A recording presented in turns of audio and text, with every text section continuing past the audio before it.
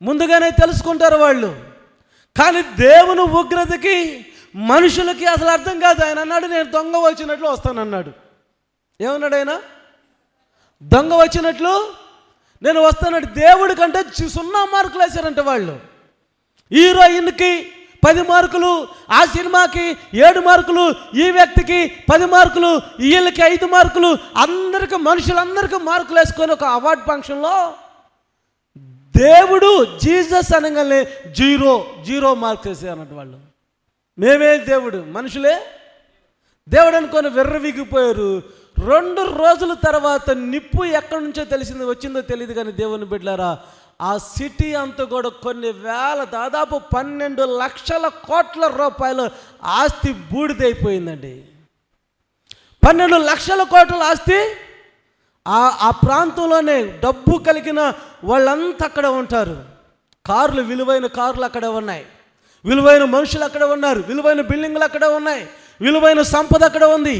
దేవుని ముందు ఏ సంపద, ఏ జ్ఞాని, ఏ హీరో, ఏ హీరోయిన్, ఏ సైంటిస్టు ఆ నిప్పును ఆపటం ఎవడి వల్ల కాలేదు. మీకు కళ్ళకి కనబడుతున్న సజీవ సాక్ష్యం అది. హల్లెలూయా, హల్లెలూయా. అందుకే దేవుని బిడ్డలారా, దేవునితో పరాచకాలు ఆడొద్దు. దేవుడంటే భయము భక్తి లేకుండా జీవించొద్దు. నిన్ను కన్నవాడు, నిన్ను పుట్టించినవాడు, నిన్ను తల్లి గర్భంలో రూపించుకున్నవాడు సర్వశక్తిమంతుడై ఉన్నాడు. ఆయనలో నిన్ను చెక్కుకున్నాడు. ఆపద కాలమందు ఆయన మొరపెట్టు, ఆయన నీకు ఉత్తరం ఇస్తాడంట. ఆయన ఏమిస్తాడు? నీకు ఉత్తరం ఇస్తాడు. నేనున్నాను. నువ్వు అడిగితే ఆయన సమాధానం ఇస్తాడు. నువ్వు మాట్లాడితే ఆయన స్నేహం చేయడానికి వస్తాడు. నువ్వు మాట్లాడితే ఆయనతో నీకు ఒక స్నేహితుడిగా కనబడతాడు. అందుకే అంటున్నాడు ఆయన, చక్కటి మాట అంటాడు. యెషయా 41వ అధ్యాయము 9వ వచనాన్ని చూద్దాం. యెషయా 41. బూదిగంతముల నుండి, దాని కొనల నుండి పిలుచుకొనినవాడా, నీవు నా దాసుడవనియు నేను నిన్ను ఉపేక్షింపక ఏర్పరచుకుంటుననియు. చాలు వినండి. దేవుడు మీ పట్ల, మన పట్ల ఉన్న ప్రణాళిక ఏంటంటే, నిన్ను నన్ను ఏర్పరచుకున్నాడంటే దేనికి? ఎక్కడ నుండి? బూది గంతముల నుండి, దాని కొనల నుండి. అంటే భూమి చివరి కొనలు అంటే ఏంటి? కొనలంటే అంచు కదా, అంచు అన్నమాట. కొనలంటే అంచు. భూమి అంచులో నుంచి. నేను పోయిన సంవత్సరం ఒమాన్ దేశం వెళ్ళానండి. ఒమాన్ దేశంలో నాకు తెలిసిన సత్యం ఏంటంటే, ఇంతకాలం నాకు ఒమాన్ అంటే ఏంటో అర్థం కాలే. అది ఒక మస్కట్ దేశం అనిపించింది. ఒమాన్ దేశం వెళ్ళిన తర్వాత నాకు తెలిసిన సత్యం ఏంటంటే, మొట్టమొదట దేవుడైన యెహోవా ఆదాముని అక్కడ తయారు చేశాడంట. ఆ దేశంలో ఆదాముని అక్కడ తయారు చేసి, ఓ మ్యాన్, ఓ మనిషి అని అక్కడ పిలిచాడు. అందుకది ఓ మ్యాన్ పోయి వాడుక భాషలో ఓమ్యాన్ అయిపోయింది. ఓమ్యాన్ కాదు అది, ఓ మ్యాన్, ఓ మనిషి. అక్కడ నుంచి ఇరాన్లో ఉన్న ఏదనికి ట్రావెలింగ్ చేసి అక్కడ పెట్టండి ఆదావుని. చప్పట్లు కూడా దేవుని నామమున మహిమపరచండి. హల్లెలూయా.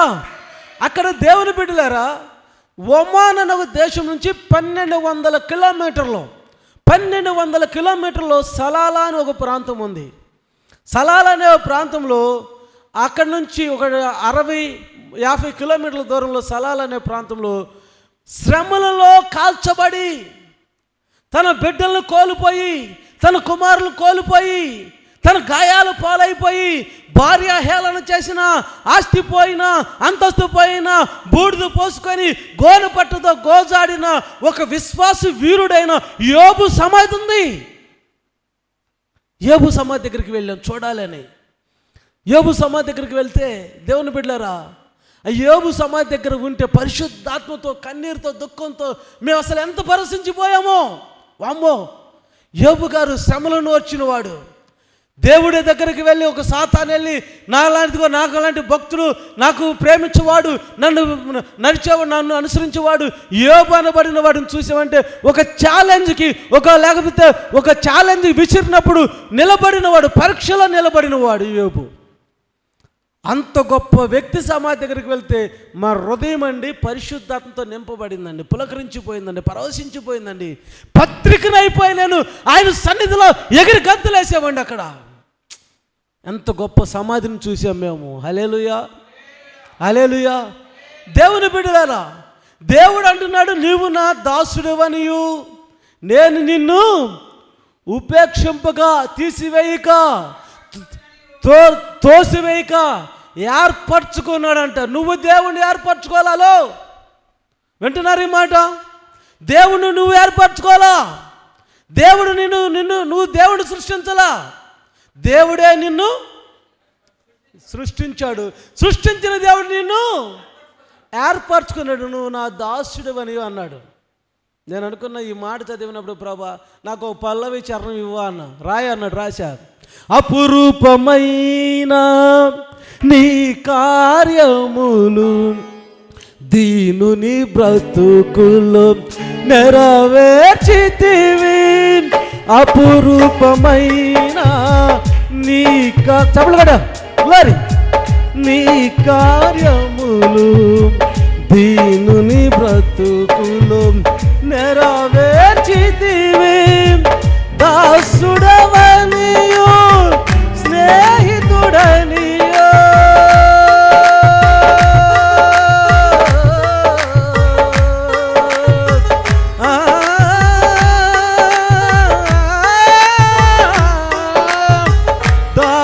దాసుడవనియు స్నేహితుడనియో ఏలిన పిలచిన రాజువు నీవు, ఏలిన పిలచిన రాజువు నీవు. యేసు నీ ప్రేమ చాలయ్యా, నీ కృపయే చాలయ్యా, నీ ప్రేమ చాలయ్యా, నీ కృపయే చాలయ్యా. నీ ప్రేమే మాధుర్యం, నీ కృపయే ఆధారం, నీ ప్రేమే మాధుర్యం, నీ కృపయే ఆధారం.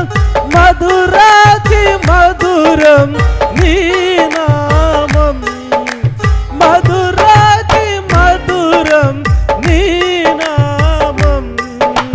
సగమగ మద మదని దని సగాసాని దమగస. యేసు నీ ప్రేమ చాలయ్యా, నీ కృపయే చాలయ్యా, నీ ప్రేమ చాలయ్యా, నీ కృపయే చాలయ్యా. హల్లెలూయా, హల్లెలూయా. దేవుడు మనల్ని భూమి మీద తీసుకొచ్చినందుకు, దేవుడే మనల్ని జ్ఞాపకం చేసుకోపోతే, దాని భూదికంతముల నుంచి, దాని కొనల నుంచి నిన్ను పట్టుకోకపోతే, నిన్ను పిలకపోతే ఈరోజు నీవు నేను ఈ భూమి మీద ఉండేవాళ్ళము కాదు. కరోనాలో ఎంతమంది అండి? ఎంతమంది అండి? ఎన్ని లక్షల మంది అండి? లెక్క మిచ్చారండి? లెక్క పెట్టగలిగారా? మరణం అండి రెప్పపాట్లో వచ్చిందండి. మనిషి అంట నేను గొప్పవాడిని, నేను ఉన్నవాడిని, నేను 100 సంవత్సరాలు బతుకుతా, 150 సంవత్సరాలు బతుకుతా, 70 సంవత్సరాలు బతుకుతా, 90 సంవత్సరాలు బతుకుతాని రకరకాల బిల్డింగులు, రకరకాల వ్యసనాలు, రకరకాల సంతోషాలు, రకరకాల ఎంజాయ్మెంట్లు వెతుకుతున్నాడే కానీ వాడు ప్రాణము నీటి మీద బుడక వంటిదని తెలుసుకోలేకపోతున్నాడు. నీటి మీద బుడక వంటి వాడు. బుడక ఎంతసేపు ఉంటుందండి? నీటి మీద బుడక వచ్చింది, వర్షం నీళ్ళు ఉన్నాయి, పైనుంచి పడ్డది, 2 గంటలు ఉంటుందా? సంవత్సరం ఉంటుందా? రెప్పపాటే పడటం, నువ్వు బుడకను చూసేలోపు అది పగిలిపోవటం. అరే ఇందాక హాయ్ చెప్పాడు, ఇంతలోనే ఇందాక మాట్లాడొచ్చా, నవ్వాడు, వెళ్ళాడు, వస్తాడన్నాడు, రాలేక. మనిషికి దేవుని కృప లేకపోతే, దేవుడు గనక మనిషిని పట్టుకోలేకపోతే క్షణము భూమి మీద మానవుడు ఉండలేడండి. క్షణము ఎన్ని రోగాలు వస్తాయి, ఎన్ని బాధలు ఉన్నాయి? మనిషికి రోగాలు ఎందుకు? మనిషికి బాధలు ఎందుకు? రోగం వచ్చిందంటే పాపం వల్ల వచ్చే జీతము మరణము. రోగము వచ్చిందంటే మరణానికి తీసుకెళ్తుంది. టైఫాయిడ్ జ్వరం వల్ల చచ్చిపోయిన వాళ్ళు లేరా? డెంగ్యూ జ్వరం వల్ల చచ్చిపోయిన వాళ్ళు లేరా? ప్లేట్లెట్స్ తగ్గిపోయి చచ్చిపోలేదా? హార్ట్ అటాక్ వచ్చి చనిపోలేదా? బీపీ షుగర్లు పెరిగిపోయి చచ్చిపోలేదా? మనిషి చావటకు కోటి మరణాలు, కోటి రోగాలు ఉన్నాయండి.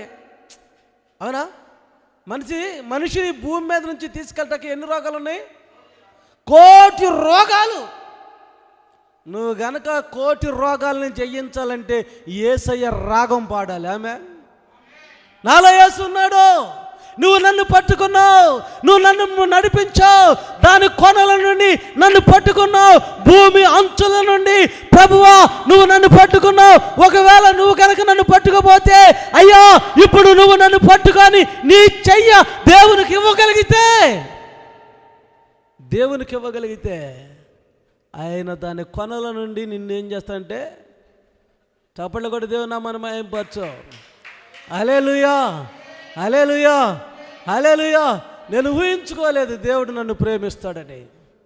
యేసు ప్రభు లేడు, యేసు ప్రభు దేవుడు కాదు. యేసు ప్రభు ఒక విప్లవకారుడు. యేసు ప్రభుకు 12 మంది శిష్యులుంటే నాకు 50 మంది శిష్యులు ఉన్నారు. యేసు కంటే గొప్పవాడిని చెప్పాను నేను. 12 మంది గొప్ప, 50 మంది గొప్ప? 50 మంది గొప్ప కదా. ఆయన కంటే నేను గొప్పని అనుకున్నా. యేసు ప్రభు నన్ను అనేక మరణాల నుంచి తప్పించిన తర్వాత, అనేక పరిస్థితుల నుంచి విడిపించిన తర్వాత పరిశుద్ధ గ్రంథం తెరిచి చదివితే ఆయన అంటున్నాడు, ఓరే పిచ్చివాడా, ఓరే వెర్రివాడా, నేను నీకు 50 మందో 100 మంది ఉంటే నువ్వు గొప్పడు అనుకున్నావు. నేను సైన్యములకు అధిపతైన యెహోవానే. ఆమేన్. ఆయన ఎవరంట? సైన్యములకు అధిపతి అంట ఆయన. నేను షాక్ అయిపోయి, ఓరి బాబు 50 మంది ఉన్నవాడు నేను వెర్రవీగిపోయాను. ఈ మధ్య ఎవడన్నా ఎమ్మెల్యే ఎంపీలో లేకపోతే సీఎంగా చుట్టూరు పహరీలు చుట్టూరు రక్షక భటులుంటే ఏం జరగదులే అని అనుకుంటారు. ఈ దేశం అండి స్వాతంత్రం వచ్చి 76 సంవత్సరాలు అయింది. ఈ దేశానికి స్వాతంత్రం వచ్చి 76 సంవత్సరాలు అయింది. అయినా ఈ దేశ సరిహద్దుల చుట్టూరు కొన్ని లక్షల మంది పహారా కాస్తూనే ఉన్నారు. ఈ దేశము క్షేమంగా ఉండాలంటే దీని అంచులు ఎవరున్నారు? సైన్యము. కాపులు అంటే ఇప్పుడు స్వతంత్రం వచ్చిందా రాలేదనా? స్వతంత్రం వచ్చిన వాడు ఎలాగుంటాడు? స్వేచ్ఛగా ఉంటాడు. అవునా కాదా? స్వతంత్రం వచ్చిన వాడు స్వేచ్ఛగా ఉంటాడు. నేను ఒకరోజు మా అమ్మకి ఒక ఉత్తరం రాశా. ఏం రాశానంటే, అమ్మ నేను ఇక అడవికి వెళ్ళిపోతున్నా, అప్పటికే పోలీసు వాళ్ళు నా మీద ఇంటెలిజెన్స్ ఒక ఎస్ఐని అపాయింట్ చేశారు, ఇక నన్ను పట్టుకొని చంపేస్తారు. పోలీసు వాళ్ళకున్న టార్గెట్ అంటే మల్లెల రాజు అనేవాడిని పట్టుకోవాలి, అయితే ఇన్ఫార్మర్ లేదా ఎన్కౌంటర్, ఎన్కౌంటర్ ఈ రెండే చేయాలి. అప్పటికి నా పరిస్థితి ఏంటంటే అనేక కేసుల్లో ముద్దాయిగా ఉండి విప్లవకారుడు నక్సలైట్ నాయకుడు ఉన్న గద్దరుతో నా పరిచయాలు ఉన్నాయి. గద్దరికి రైట్ లాగుండి ఆయన ఎట్టి వెళ్ళాలంటే ఆయన మీటింగ్లు తీసుకురావటం, పెద్దరావూరు అంబేద్కర్ స్టాచ్యూ ఓపెనింగ్ కూడా నేను ఆ మీటింగ్ వచ్చినాడు. నేను గద్దరిని తీసుకొని వచ్చి ఇలాంటి పరిస్థితుల్లో నక్సలైట్లు ఎప్పుడైనా వాళ్ళు బయటకు వస్తే అర్ధరాత్రి అపరాధం మాకు ఒక కస్టడీ బూత్ ఉండేది పొన్నూరులో 44302కి. ఆ ఫోన్ చేస్తే మేము అర్ధరాత్రి అపరాత్రి వెళ్ళి వాళ్ళని తీసుకొచ్చి మా ఇంట్లో పెట్టుకొని 2 రోజులు 3 రోజులు భోజనం పెట్టి తీసుకొని వెళ్ళిపోయేవాళ్ళు. ఎక్కడ వదిలిపెట్టేవాళ్ళు, మా పలానా చోట అంటే వదిలేసేవాళ్ళం. అప్పుడు మా పరిస్థితి ఏంటంటే మరణం ఎప్పుడు ఎక్కడ మాకు వచ్చిందో తెలియదు. ఎప్పుడు పోలీసు వాడు మమ్మల్ని పట్టుకుంటాడో, పొరపాటున మేము దొరికామా మా శరీరము గుండు సూదులతో గుచ్చి చంపేస్తారండి వాళ్ళు. అయినను చస్తే ఒక రాయల్టీ సాగు చావాలి. ఎందుకు పుట్టామో తెలియదు కానీ పుట్టిన ఈ జీవితానికి ఒక విప్లవకారుడు చావాలని, ఒక పేరుతో చావాలనుకున్నాం. కానీ చచ్చాక ఏం జరిగిద్ది అనేది తెలుసుకోలేని మూర్ఖుడు నేను ఆ రోజుల్లో. దేవుని బిడ్డలారా, అలాంటి పరిస్థితుల్లో ఉన్నప్పుడు ఆ విప్లవకారుడైన గద్దరంతో పాటు తిరిగి అనేక పనులు వెళ్ళి అనేక పట్టణాలకు వెళ్ళి విప్లవ పాటలు, దళిత పాటలు, రకరకాల కుల పాటలు పాడుతూ జనాలను ఉత్తేజపరిచి అడవు బాట పట్టిస్తూ ఉద్యమాలకు తీసుకొచ్చి చాలామంది యవనస్తులు చెడగొట్టాం. చాలామంది యవనస్తులను చెడగొట్టాం. కానీ దేవుడు ఎలాంటి వాడు తెలుసా? ఎవడైతే వ్యతిరేకిస్తాడో ఆయన కృప ఏంటంటే బూది గంతముల నుండి దాని కొనల నుండి ఆయన పిలుచుకుంటాడు. కారణం ఏంటో తెలుసా? నా తల్లి కన్నీటి ప్రార్థన. నా తల్లి కన్నీటి ప్రార్థన. దేవుని కృప, దేవుని కృప చూడండి. ఎంతమంది నన్ను చంపాలనుకున్నారు, ఎంతమంది నన్ను హింసించాలనుకున్నారు, ఎంతమంది నన్ను హేళన చేశారో, ఎంతమంది నా వెంట పడ్డారో, ఎంతమంది కత్తులతో, తుపాకులతో, బాంబులతో నన్ను చంపాలనుకున్నారు. అయితే దేవుని కృప ఏంటో తెలుసా? నా తల్లి కన్నీటి ప్రార్థన. నేను ఏ స్థలంలోకి వెళ్ళినా దాని కొనల నుండి నన్ను పట్టుకున్నాడు. చప్పట్ల కొట్టి దేవుని నామమును మహిమపరచండి. హల్లెలూయా, హల్లెలూయా. దేవుడు అంటున్నాడు, నువ్వు నా దాసుడువు, నువ్వు నా స్నేహితుడువు, నేను నిన్ను త్రోసివేయలేదు, నిన్ను నేను తృణీకరించలేదు, నేను నిన్ను పాడు చేయలేదు, నిన్ను దూరం పెట్టలేదు, నేను నీకు సమీపంగా ఉన్నాను, నీతో ఉన్నాను. ఈరోజు నీకు డబ్బు ఉంటే చుట్టాలు పెరుగుతారు, నీకు హోదా ఉంటే చుట్టాలు పెరుగుతారు, నీకు ఆస్తి, వ్యాపారం, అంతస్తు ఉంటే చుట్టాలు పెరుగుతారు, కలేసుకుంటారు, మెలేసుకుంటారు, కొత్త కొత్త బంధాలన్నీ వచ్చేస్తాయి. ఆమేన్, ఆమేన్. కానీ దేవుని బిడ్డలారా, నీ దగ్గర అన్ని కోల్పోతే ఎవడన్నా నీకు స్నేహితుడు ఉంటాడా? ఎవడు ఉండడు. నువ్వు రోగిగా ఉంటే అసలు నిన్ను చూడటానికి రారండి. నువ్వు హాస్పిటల్లో చేరావనుకో, అప్పులు అయిపోయిందనుకో, నీకు ఆపరేషన్ చేయాలన్నారు, ఆపరేషన్ చేయాలన్నాడు, అప్పుడు దాకా నీతో పాటు తిరిగేవాడు అందరూ కూడా ఎవడు నీ దగ్గరికి రారు. చాలామంది దేవుని బిడ్డలారా, నమ్మకం చాలా పెద్ద ప్రమాదకరం అన్నాడు ఒకడు. నమ్మకం చాలా పెద్ద ప్రమాదకరం. ఎందుకంటే నమ్మినోడే మోసం చేస్తాడు. ఆ మధ్యల చెరువు సూర్యన వ్యక్తిని నమ్మినోడే తుపాకీతో కాల్చి యేసు ప్రభుని అప్పచెప్పింది ఎవడు? యేసుక్రీస్తుని అప్పచెప్పింది ఎవరు? యూదేగా. ఎక్కడున్నాడు? బయట ఎక్కడి నుంచో వచ్చాడా? యేసుక్రీస్తు పక్కనే ఉన్నాడు. దేవుని బిడ్డలారా, మనుషులు నిన్ను అప్పగిస్తారు, మనుషులు నిన్ను మోసం చేస్తారు, మనుషులు నిన్ను వదిలిపెడతారు, మనుషులు నిన్ను త్రోసివేస్తారు, మనుషులు నిన్ను హేళనగా మాట్లాడుతారు. పెట్టిన రోజు నిన్ను పొగుడుతాడు, పెట్టిన రోజు నిన్ను తిడతాడు. కానీ దేవుడు అలాంటి వాడా? దేవుడు అలాంటి వాడా? ఏం చూసి నిన్ను ప్రేమించాడు? ఏం చూసి నిన్ను ప్రేమించండి? నీకున్నది ఏందండి అసలు చెప్పండి? బంగారమా? ఆయన ఇచ్చింది. ఈ హోదా ఆయన ఇచ్చింది. శరీరము ఆయన ఇచ్చింది. బట్టలు ఆయన ఇచ్చింది. వెండి ఆయనది. భూమి ఆయనది. సకల సంపదలు ఆయనది. అసలు ఆయన లేకుండా నీదంటూ ఏముందో చెప్పు? ఆయన లేకుండా, యేసు ప్రభువు లేకుండా నీదంటూ నువ్వు సొంతగా తీసుకొచ్చింది ఏందో చెప్పండి? తల్లి గర్భములో నుంచి నువ్వు ఏం పట్టుకొచ్చావు? ఏం పట్టుకొచ్చారమ్మా ఎవరైనా కానీ? ఈరోజు మేడలు మిద్దులు ఉన్నాయంటే ఆయన ఇచ్చినాయేగా, ఆయన దీవించబట్టేగా. హల్లెలూయా. మరి ఆయన నువ్వు వదిలిపెడితే ఎలా? ఆయన మర్చిపోతే ఎలా? నేను అనుకున్నాను నిజంగానే దేవుడు లేడు కదా, నాకెందుకులే దేవుడితో పని అనుకున్నాను. 2003లో అండి, 2003లో నక్సలైట్లు ఏరియా అయిన రేగులగడ్డ అని ఒక ప్రాంతం, పిడుగురాలకి రైట్ సైడ్లో వెళ్తే పిల్లొట్ల, మోర్చంపాడు, గంగపాడు, రేగులగడ్డ అని ఒకటి ఉంది. రేగులగడ్డ అంతా కూడా కృష్ణానది ఒడ్డు మీద ఉంటుంది. నక్సలైట్లు వచ్చి వెళ్తూ ఉంటారు. ఒక లెటర్ తీసుకొని ఒక వ్యక్తిని కలవటానికి నేను ఆ ప్రాంతం వెళ్తున్నా శిష్యులతో. వెళ్తుంటే అక్కడికి వెళ్ళిన తర్వాత దేవుని బిడ్డలారా, ఆ ఊరికి ఒక 15 కిలోమీటర్ల దూరంలో గ్రేహాండ్స్ దళాలు పోలీసు వాళ్ళు తుపాకులు పట్టుకొని ప్రతి ఒక్కరిని చెక్ చేస్తున్నారు. ఆ ఊర్లోకి ఎవరికి ఎంట్రన్స్ లేదు. మేము కారు వేసుకొని వెళ్తున్నాం. ఎందుకు ఆ రోజు నా దగ్గర ఉన్న వెపన్స్ విజయవాడ లాడ్జ్లో పెట్టే అని 6 అని చెప్తుంటే అక్కడ పెట్టేసే. నేను అక్కడ పెట్టేసి ఈ లెటర్ తీసుకొని వెళ్తుంటే వెంటనే ఆ పోలీసు వాళ్ళు గాల్లో ఫైరింగ్ జరిపారు. ఒకడు గాల్లో పేల్చాడు. నాకు అర్థమైపోయింది, కారు ఆపురా అన్న. కదిలితే ముందు కాల్ చేస్తారు, కారు ఆపురా అన్న. ఆపాడు. కారు దిగాం. కారులోనే నాకు ఉండగా పోలీసు వాడు తుపాకి పేల్చిన వెంటనే నేనేం చేశాను, నా దగ్గర ఉన్న లెటర్ తీసుకొని నేను నవిలి మింగేసిన తర్వాత ఇంకా వాడి చేతులు పైకి ఎత్తండి అన్నాడు. నేను నా శిష్యులు చేతులు పైకి ఎత్తాం. ఒకడు పరిగెత్తుకుంటూ వచ్చి నన్ను కింద నుంచి పైకి చెక్ చేసి నా షర్టు ఊడదీసి నా రెండు చేతులు వెనక్కి పెట్టి నా షర్టుతో నన్ను కట్టేశాడు.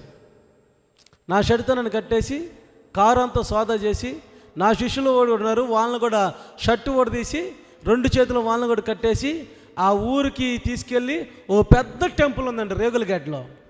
ఆ పెద్ద టెంపుల్లో మమ్మల్ని మోకాల మీద ప్యాంటు షర్టు తీసేసి మోకాల మీద కూర్చోబెట్టారు. ఎంతసేపు కూర్చోవాలి మోకాల మీద?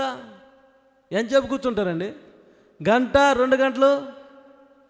మేము 12 గంటలు అంతే కూర్చున్నాం. నరాలు కింద కూర్చుంటే కొడుతున్నాడు. కింద కూర్చోడానికి లేదు, మోకాల మీదే ఉండాలి. సృహ తప్పి పడిపోయేటట్టున ఎండ. నేను అన్నాను, ఈ చావు చచ్చే కంటే అప్పటికి నా పరిస్థితి ఏంటంటే 3 వ్యక్తులు నన్ను చంపాలని తిరుగుతున్నారు. పోలీసు వాళ్ళు ఒక పక్క నన్ను పట్టుకొని కాల్ చేయాలనుకున్నారు. నేను చంపిన వాళ్ళు శత్రువులు ఒక పక్క నన్ను చంపాలనుకున్నారు. నేను తగాదాలకు వెళ్తే నాకు పేరు వచ్చింది, మల్లెల రాజును చంపేస్తే మాకు కూడా పేరు ఉంటుందని చెప్పేసి అని వాళ్ళ టీము 3 టీములు పొన్నూరులో నిడుబ్రోల్లో ఈ పరిసర ప్రాంతాల్లో నా కోసం వెతుకుతున్నారు, ఎక్కడికి వెళ్ళారని. అంటే దేవుడు పట్టుకుంటే నీ శత్రువులు ఎదుట నీకు చెప్పరే భోజనము, అది కాదు నీ శత్రువులు ఎదుట నీకు భోజనము సిద్ధపరచుతాను. ఆమెన్. అంటే దేవుడు పట్టుకున్నవాడు లైఫ్ చూడండి ఎలాగుంటుందో. దేవుడు పట్టుకుంటే ఎలాగుంటుందో చూడండి. నేను నా కోసం నేను తెలిసిన వారి మధ్య నేను చిక్కబడలేదు. నేనంటే ఎవడో తెలియని పోలీసు వాళ్ళు, వాళ్ళకి తెలుగు రాదు, నాకు హిందీ రాదండి. వాళ్ళకి తెలుగు రాదు, నాకు హిందీ రాదు. తెలుగు రాకుండా మల్లెల రాజు అంటే ఎవడో తెలియని వాళ్ళు పోలీసు వాళ్ళ మధ్య సిగ్గుపడ్డాను నేను. 3 రోజులు దేవుని బిడ్డలారా, మొదటి రోజు నేను అక్కడ బంధించబడి ఉంటే వాడు అన్నాడు, నాకు ఈ మోకాలు నొప్పులు, నరాలన్నీ నొప్పులు పుట్టి, నేను అన్నాను ఈ బతుకు కంటే చచ్చిపోవటం మేలు అనుకొని గోలీ మారోరే అన్న. నేను గోలీ మారన్న. ఏంట్రా గోలీ మారమంటావని చెప్పేసానని తుపాకీ మడం తిప్పి గూడి మీద కొడితే నరాలు జివ్వని అరికాల నుంచి నడినెత్తి వరకు ఎక్కిందండి పెయిన్. పెద్దగా అరిచా, అమ్మో ఏంద్ర ఎట్టు కొడుతున్నాడు అండి. కొట్టొద్దురా నన్ను చంపాను నేను, కొట్టొద్దు చంపే. వీళ్ళు నా ఫ్రెండ్స్ అన్న ప్లీజ్ అన్న చంపమని అడగొద్దన్న అన్న కాళ్ళు పట్టుకుంది ఏళ్ళపడదు, నా కాళ్ళ మీద పట్టుకుని సారీ మేము ఎప్పుడు రాము సార్ అని అన్నారు. అలానే ఇదిలిచ్చి తోముతున్నారు మమ్మల్ని. నేను అన్నాను, రే చస్తే ఈరోజు చస్తే రేపుడికి 2, ఈరోజు చస్తే రేపుడికి 2. దానికోసం ఎందుకురా? ఎప్పుడైనా చావాల్సిందే కదరా. ఇప్పుడు వరకు తాగాము, తిన్నాము, ఊరేగాము, హ్యాపీగా ఎంజాయ్ చేశాం. దేవుని పెట్టలారా, నేను తాగని మందు లేదు, నేను వెళ్ళని ప్రాంతం లేదు, నేను ఎంజాయ్ చేయలేని ప్రదేశము అన్నీ చేసేసాను, అన్నీ ఎంజాయ్ చేశాను. చాలు నా లైఫ్కి. కాకిలాగా కలకాలం కంటే అంశలాగా 6 నెలలు చాలనుకున్నా. నేను అంశలాగా 6 నెలలు చాలనుకున్నా. అలాంటి లైఫ్ అనిపించిన నేను మరణపు అంచుల్లో నేను తుపాకి 15 మంది 20 మంది పోలీసు వాళ్ళు AK-47 గన్ పెట్టి పాయింట్ బ్లాక్లో పెట్టి చంపేయాలనుకున్నారు. దేవుని కృప చూడండి. నేను అనుకున్నాను భూమి మీద నూకలు చెల్లుబాటు అయిపోయాయి, ఇక ఇంతటితో మల్లెల రాజు గారి హిస్టరీ క్లోజ్ అనుకున్నాం.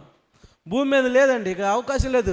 అంటే దేవుడు పట్టుకుంటే మా అమ్మ రాత్రి ప్రార్థన చేస్తుంటే ఒక నల్లటి సింహము నా తల దగ్గరికి వచ్చి నన్ను మింగేయాలని చూస్తుందంట, నోరు తెరుస్తుందంట.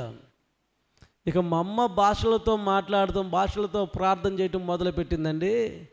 ఎక్కి చయ్యా, తల్లి గర్భంలో రూపింపబడక ముందే నీ కన్నుల వాడిని చూసే అన్నావు కదా, భూమి గతించిన ఆకాశం గతించిన నీ మాటలు ఎన్నడూ గతించవు అన్నావు కదా, నీ వాగ్దానం ఏమైనో, నీ మాటలు ఏమైనో.